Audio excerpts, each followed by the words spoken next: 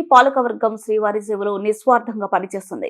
మేము కల్పించిన సౌకర్యాల పట్ల భక్తులు 98% సంతృప్తి వ్యక్తం చేశారు.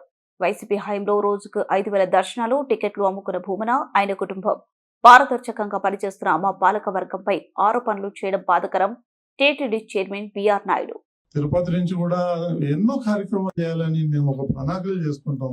మేము ఒక 24 మంది బోర్డు మెంబర్లను ఎంత చక్కగా అందరు కూర్చొని మాట్లాడి, ఎవరు టికెట్లు వాళ్ళు పెట్టుకొని, ఎవరు భోజనాలు వాళ్ళు చేసి, రూముల్లో వాళ్ళు ఉండి, మేము దేవుడి కోసం సేవ చేయాలని వచ్చాం కానీ అక్కడ దోచేయాలని, తిరుమలను దోచేయాలని లేదు. తిరుపతి నుంచి తిరుమల కూడా ఉచిత బస్సులు వేయాలని ఎన్నో కార్యక్రమాలు పెట్టుకుంటున్నాం. మేము భక్తుల్ని మంచిగా రావాలా, చూడాలని మేము ఒక టీంని పెట్టాము. 25 మందిని శ్రీవారి సేవకుల్ని ఒక ఫార్మాట్ ఇచ్చి పంపించాం. అమ్మా ఎలా ఉంది, భోజనం ఎలా ఉంది, దర్శనం ఎలా ఉంది, ప్రసాదాలు ఎలా ఉంది, ఫ్రెండ్లీగా ఉన్నారా లేదా ఎంప్లాయీస్, అవన్నీ అంటే 98% బాగుందని వచ్చింది. ఇది ఆన్ రికార్డ్ నేను చూపిస్తాను.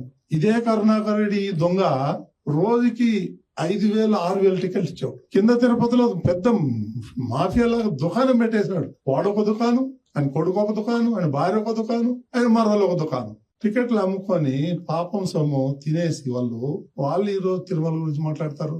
ఒక్కొక్కరు తవ్వితే ప్రతి ఫైల్లోనూ అవినీతి.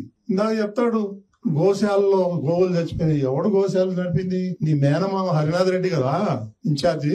ఆయనే కదా గోవులు చంపింది, నువ్వే కదా చంపించింది, నీ మేనమామే కదా ఆయన. స్టాంపేడ్ గురించి మాట్లాడతాడు. స్టాంపేడ్ ఎవరు? అక్కడ కూడా ఇన్ఛార్జ్ హరినాథ్ రెడ్డి, ఒక డిఎస్పీ నిక్ చెంచా. వీళ్ళిద్దరు వల్లే కదా, వీళ్ళిద్దరే సస్పెండ్ అయ్యారు కదా. ఈ హరినాథ్ రెడ్డి ఎవరు? నీ మేనమామ కాదా? నువ్వే చేయించావు స్టాంపేడ్, అది మా మీద దోస్తావు. నీ చరిత్ర ఎంత ఉంది ప్రతి ఒక్కరికి తెలుసు.